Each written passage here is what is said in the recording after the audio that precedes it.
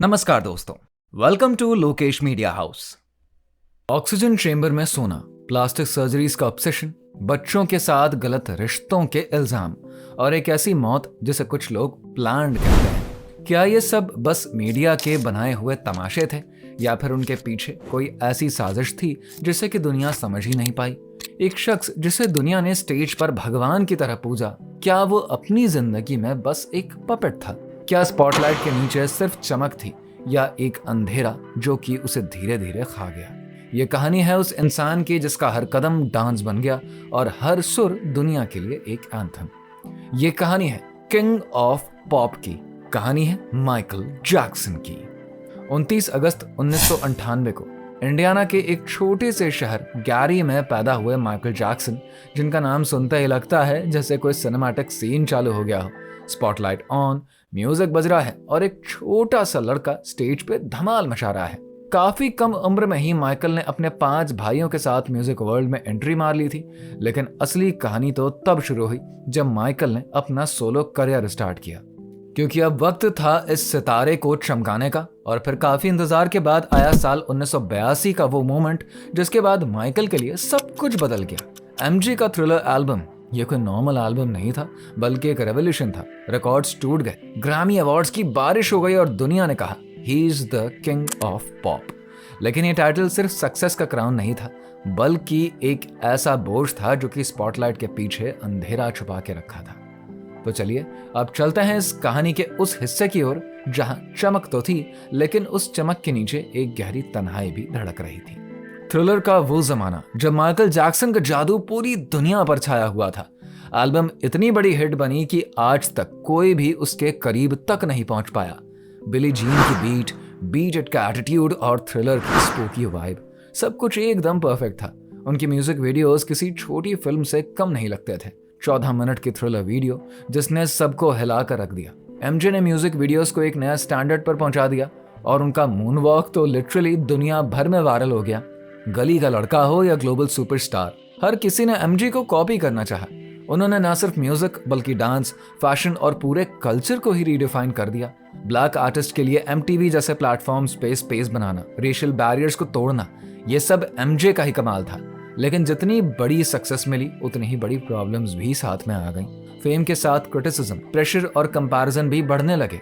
जब thriller album ने MG को टॉप पर पहुंचा दिया, तब मीडिया ने उन्हें किंग ऑफ पॉप कहना शुरू कर दिया। साल 1984 में पहली बार ये टाइटल न्यूज़पेपर में छपा, पर यह कोई ऑफिशियल क्राउन नहीं था। लोग उन्हें पॉप का राजा कहने लगे, लेकिन साथ ही कंपैरिजंस भी होने लगे। कई लोग कहते प्रिंस उनसे बेटर हैं, तो कोई किसी और आर्टिस्ट का नाम ले आता। लेकिन एमजी के लिए यह सब सिर्फ एक टाइटल नहीं था, ये एक ऑब्सेशन बन गया। उन्होंने सोचा अगर दुनिया मुझे किंग कहती है तो मैं उस नाम को हकीकत बना के दिखाऊंगा। और फिर साल 1989 में सोल ट्रेन अवार्ड्स में एलिजाबेथ टेलर ने उन्हें king of pop, rock and soul बुलाया। वही मोमेंट था जब एमजे ने इस टैग को अपना बना लिया। और तो और फैंस ने भी इसमें पूरा साथ दिया। कॉन्सर्ट्स में साइंस लेके चिल्लाने लगे एमजे इज द किंग। लेकिन ये सब कुछ उतना नेचुरल नहीं था जितना एमजे दिखाते थे। असल में एमजे ने अपनी टीम को डायरेक्शन देके रखी थी कि हर इंटरव्यू, एड और टीवी अपीयरेंस में उन्हें किंग ऑफ पॉप कहा जाए। और जब साल 1991 में उन्होंने सोनी के साथ डेंजरस एल्बम साइन किया, तब उन्होंने पब्लिसिटी मशीनरी को फुल स्विंग में डाल दिया। पब्लिसिस्ट, वीजेस, जर्नलिस्ट, सबको इंस्ट्रक्शंस मिल चुके थे। अफ्रीका में एक सिंबॉलिक कोरोनेशन स्टंट भी प्लान हुआ जहां पे एमजे को लिटरली क्राउन पहनाया गया, पर सबको यह पसंद नहीं आया। मीडिया ने मजाक उड़ाना शुरू कर दिया। कुछ ने कहा एमजे खुद पर यह टैग थोप रहे हैं। एपिक रिकॉर्ड्स के एक्सक्लूसिव डैन बेक ने भी कहा था रेडियो वाले ये टैग सीरियस नहीं लेंगे। और वही हुआ। मीडिया ने एमजे के लिए वैको जैको जैसे टर्म्स यूज करने शुरू कर दिए। धीरे धीरे उनकी केयरफुली बिल्ट इमेज ब्लर होने लगी। लेकिन एमजे का किंग ऑफ पॉप का जुनून सिर्फ फेम के लिए नहीं था, उनके दिल में रॉयल्टी के लिए एक अलग ही क्रेज था। माइकल के भाई जेरेमाइन ने बताया कि एमजे का क्वीन एलिजाबेथ II से मिलना एक लाइफ चेंजिंग मोमेंट था। और साल 1988 में लंदन में प्रिंसेस डायना से मिलना तो उनके लिए और भी बड़ा पल था। उनके आउटफिट्स भी रॉयल वाइब देते थे। गोल्ड के जैकेट्स, मिलिट्री स्टाइल यूनिफॉर्म्स, सब कुछ रेगल। उन्होंने तो अपने घर नेवरलैंड को भी एक फेरी टेल किंगडम जैसा बना दिया था, जहां पर वो अपनी दुनिया में खुशी से जी सके। एमजे को फेरी टेल्स, मैजिक और किंगडम्स का बहुत शौक था और किंग ऑफ पॉप का टैग उनका उसी ड्रीम का हिस्सा। वो चाहते थे दुनिया उनको एक ऐसे किंग के रूप में याद रखे जो कि न सिर्फ म्यूजिक में राजा है बल्कि एक टाइमलेस लेजेंड भी है। पर फेम का ये क्राउन इतना आसान नहीं था। एमजे और मीडिया का रिश्ता धीरे धीरे एक नाइटमेयर बन गया। 80s के दौरान लोग उन्हें पीटर पैन ऑफ पॉप कहते थे क्योंकि उनमें एक बचपना था, एक इनोसेंस था जो कि सबको अट्रैक्ट करती थी। जेन फोंडा ने भी कहा था, MJ is like Peter pan, Neverland का लॉस्ट बॉय। तब एमजे एक मैजिकल इंसान लगे जो रियलिटी से परे हैं। लेकिन 90s के आसपास सब कुछ बदलने लगा। टैबलॉइड्स ने उनका नाम वैको जैको रख दिया। Plastic surgeries, oxygen chamber, elephant के बोन्स, बस गॉसिप और अफवाहें छाने लगी। और मीडिया ने भी उनकी हर मूवमेंट को सेंसेशनलाइज करना शुरू कर दिया। उनका चेहरा, उनकी पर्सनल लाइफ, सब कुछ हेडलाइंस बन गए। जो इंसान कभी दुनिया का फेवरेट था वही धीरे धीरे एक जोक बनने लगा। स्टारडम ने उन्हें लेजेंड बनाया, लेकिन मीडिया ने उनकी इमेज को वियर्ड का लेबल दे दिया। और फिर साल 1993 में एमजे की जिंदगी का सबसे बुरा फेज आया जब उन पे चाइल्ड सेक्सुअल अब्यूज का एलिगेशन लगा। ये एक ऐसा तूफान था जिससे एमजे कभी पूरी तरीके से उभर ही नहीं पाए। मीडिया ने तो उनको और भी बुरी तरीके से टारगेट किया। हर दिन नए हेडलाइंस, नई कहानियां। अब एमजे के लिए यह सिर्फ लीगल बैटल नहीं थी बल्कि एक इमोशनल और फाइनेंशियल नाइटमेयर भी था। माइकल ने केस सेटल किया पर उनकी इमेज खराब हो चुकी थी। लोग अब उनको किंग ऑफ पॉप के रूप में कम और किंग ऑफ कंट्रोवर्सीज के रूप में ज्यादा देखने लगे थे। एमजे के लिए ये एक ऐसा समय था जब उनका फेम ही उनके लिए जेल बन गया। वो अपने नेवरलैंड में छुपना चाहते थे पर दुनिया उनको चैन से जीने नहीं दे रही थी। इन सब के बावजूद एमजे ने हार नहीं मानी। साल 1995 में एमजे ने हिस्ट्री एल्बम रिलीज किया जो कि एक तरह से उनका जवाब था दुनिया को। इस एल्बम के गाने जैसे कि स्क्रीम और they don't care about us में उनका गुस्सा और दर्द साफ दिखाई दिया। उनके म्यूजिक वीडियोस बड़े परफॉर्मेंसेस और ग्रैंड हो गए। वो अपनी इनोसेंस को प्रूव करना चाहते थे, अपने किंग ऑफ पॉप स्टेटस को वापस क्लेम करना चाहते थे। पर यह कोशिश उनको और भी पोलराइजिंग बना गई, जिसके बाद लोगों ने उनको एक कैरिकेचर के रूप में देखना शुरू कर दिया। एक ऐसा स्टार जो अपने ही इमेज में खुद को खुद ही खत्म कर रहा है। फिर जब साल 2001 में इनविंसिबल एल्बम आया तब तक मीडिया का नैरेटिव बदल चुका था। एंटरटेनमेंट वीकली के एक राइटर डेविड ब्राउन ने लिखा, एमजे का किंग ऑफ पॉप टैग अब मजाक बन चुका है। उनके नए गानों में अब पहले जैसा इम्पैक्ट नहीं रहा, मानो जैसे एमजे का रीन धीरे धीरे खत्म हो रहा था।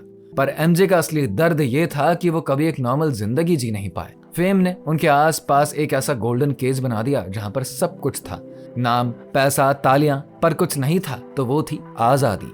हर वक्त मीडिया की नजर, हर मूव पे स्पेकुलेशन। लोग उनके म्यूजिक से ज्यादा उनकी पर्सनल लाइफ, स्कैंडल्स और अफवाहों पे फोकस करने लगे थे। कभी उनकी सर्जरीज, कभी रिलेशनशिप्स, कभी ऑक्सीजन चेंबर, सब कुछ गॉसिप का हिस्सा बन गया। साथ ही उनके फाइनेंशियल प्रॉब्लम्स भी बढ़ने लगे। कॉन्सर्ट्स, लॉसूट्स और एक्स्ट्रावेगेंट लाइफस्टाइल ने उनके फाइनेंसेस को हिला दिया। और फिर आई सबसे डेंजरस चीज, ड्रग्स प्रेस्क्रिप्शन, जो कि उनकी लाइफ का सबसे डार्क चैप्टर बन गया। फिर साल 2009 में जब एमजे की सडन डेथ हुई, दुनिया लिटरल शॉक में चली गई। पर उसके बाद कुछ बदला। किंग ऑफ पॉप का टैग वापस लोगों के दिलों में जिंदा हो गया। ट्रिब्यूट्स, डेडिकेशंस और उनके डांस म्यूजिक के जरिए दुनिया ने एक बार फिर से एमजे को सेलिब्रेट किया और उनकी लेगेसी, उनका जादू फिर से चमकने लगा। आज भी जब कोई माइकल जैक्सन का नाम लेता है तो एक ही चीज याद आती है, द किंग ऑफ पॉप। उनका म्यूजिक, उनका मून वॉक, उनका स्टाइल, सब कुछ आइकॉनिक था।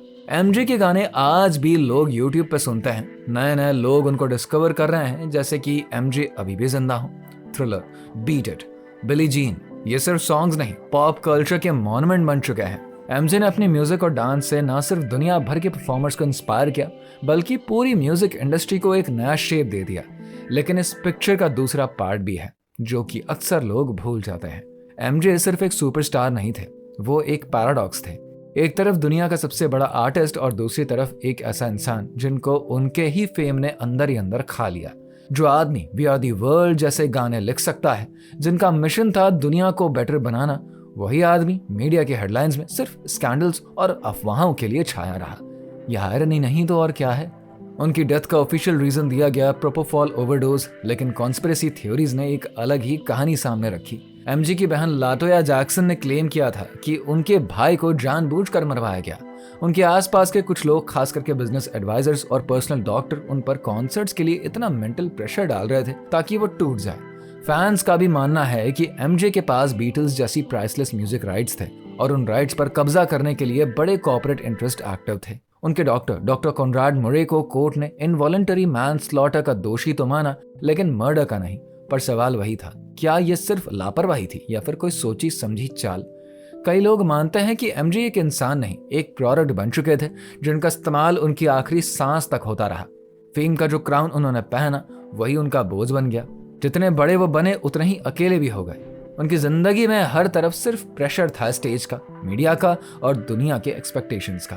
ड्रग्स का सहारा लेना पड़ा, नींद के लिए दवाइयां लेनी पड़ी, जिसकी वजह से उनकी लाइफ धीरे धीरे एक गोल्डन केज में बदल गई, चमक से भरा हुआ पर अंदर से खाली। आज एमजे का नाम एक लेगेसी है, लेकिन उसके पीछे एक दर्द भरी कहानी छुपी है, जहां एक शख्स अपने ही फेम का कैदी बन गया। सोचिए, क्या फेम सच में एक ताज है या फिर एक इनविजिबल जेल? माइकल जैक्सन ने दुनिया को म्यूजिक दिया, पर खुद कभी अपनी जिंदगी से आजादी नहीं पाई, और शायद इसीलिए उसका नाम हमेशा याद रखेगा as the king who ruled the stage but lived like a prisoner behind the curtain. अब आप बताइए, आपको क्या लगता है, माइकल जैक्सन क्या थे, द किंग ऑफ पॉप या प्रिजनर ऑफ फेम? अपना जवाब नीचे कमेंट करके जरूर बताइए। हमारे चैनल को सब्सक्राइब करना बिल्कुल ना भूलें।